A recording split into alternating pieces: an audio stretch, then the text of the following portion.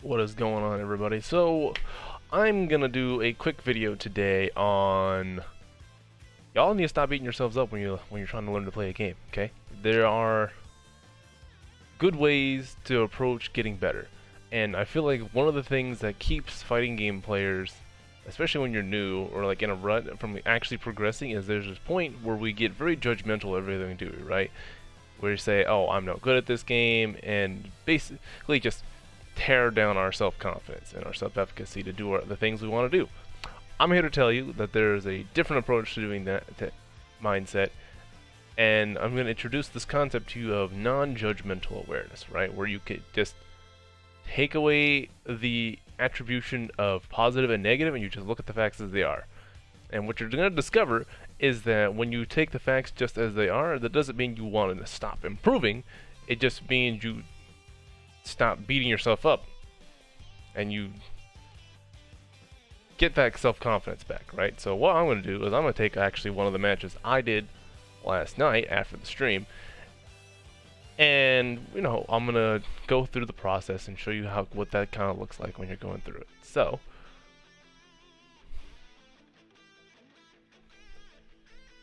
cool. All right, so I'm going to take the one I lost, obviously.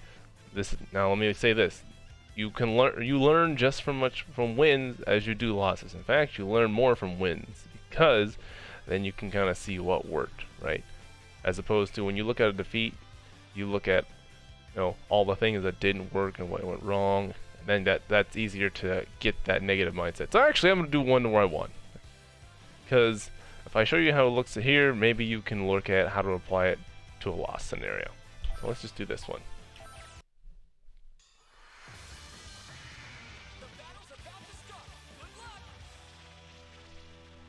Now, basically, the objective when we're watching this is we're not going to do the positive negative thing. We're going to try to objectively look at facts, right? What is the observable fact? All right. So right at bat, this man's gonna approach and use an assist. Oh, and he got the open Dragon Rush. Nice.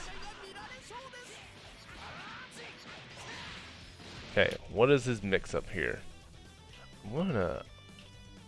I hate the joystick ones. I just want the regular inputs, but we're just gonna... Okay, he's going for this overhead. What am I doing here? It looks like I'm trying to get this tech.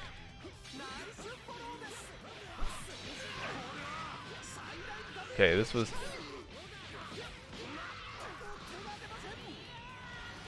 So, I probably could have killed this Broly with 3 level 1s. So that was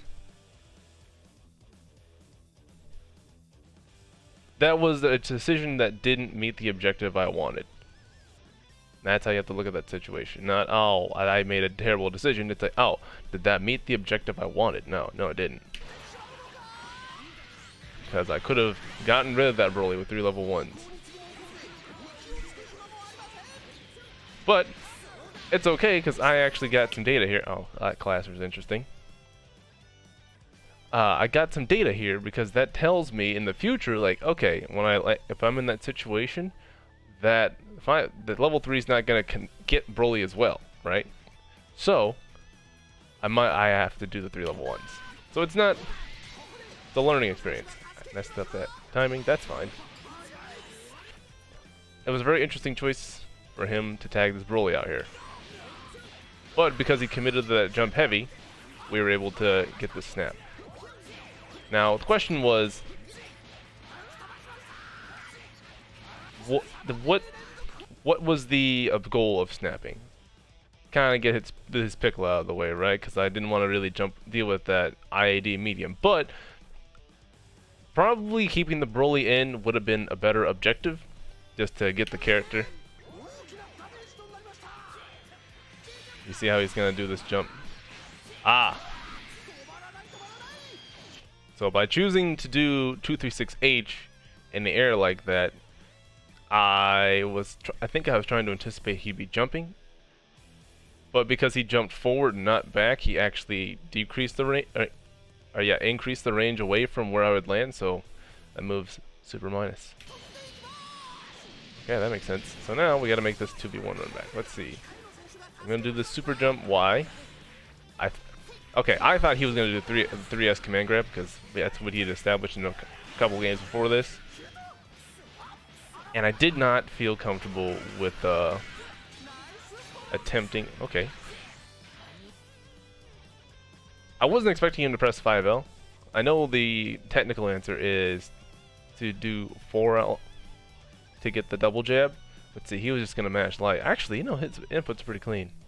I was mashing light because I was trying to see which one was faster. But it looks like his wins that situation. Okay. Yep. I was conditioned to crouch lock. I'm a one button. I'm a one player. Okay. Got this loop. Okay. So I did this up tech. Why did I do the up tech? Okay. It wasn't terrible spark. I probably should have waited just a little bit longer just to see if he was going to attempt the mix. Or could have waited. You know, it's an option. You gotta present things as options and not as set paths. That's the general problem with trying to improve, is our ego gets in the way, right? And it wants to, like, there's a right and wrong answer as opposed to, like, there are answers. Okay, so basically it's crunch time here. That backdash was really good. I was not expecting him to make that backdash.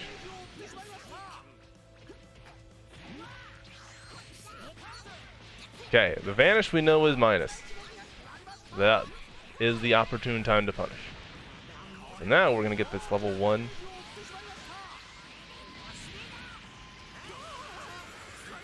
I think that was too early. Yeah, 'cause that's another one to try to land to get that hard knockdown again. He's going for staggers though. He is staggering. And it seems like his base coup is the only, or his SSJ is the only one that actually staggers pressure. Or at least that's what I thought. And alright, observable fact. I'm not comfortable with using TN level 1.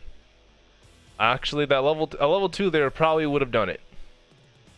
Because I think the level 2 does become full screen. Whereas level 1 has a very particular spot and a very janky angle. So. Okay, 6M.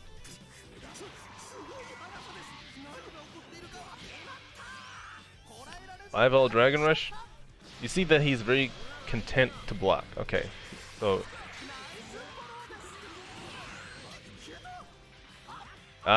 Didn't quite get that conversion. That's fine. That's something we can go lab, right?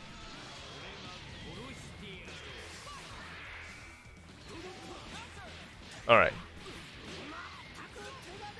So why would we go the Dodonpa there? So what I'm assuming the thought was, I see this guy's jumping a lot. I know that jumping Dodonpa actually falls. The beam falls full screen. So I should be able to catch him if he does like a jump heavy or something. Well, I don't think I actually got the full height jump, so that didn't work. Okay, now he's doing a stagger. But nerves.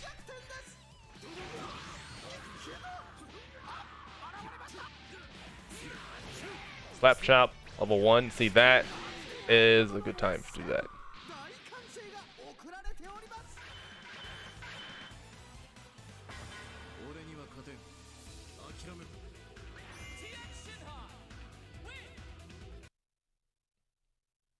So I didn't see any egregious errors I made over and over again.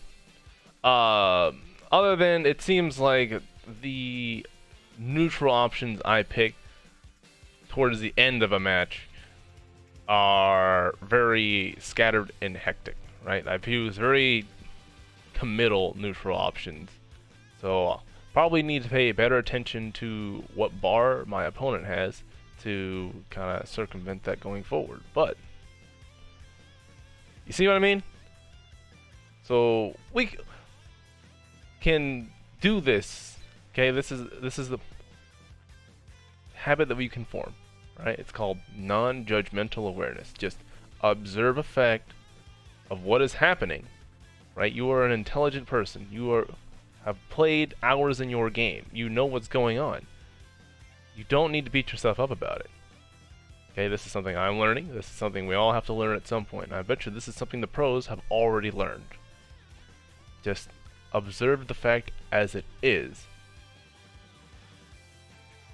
and you'll go far, because you won't give yourself this role your brain has to play of like, oh, I'm a bad player, right?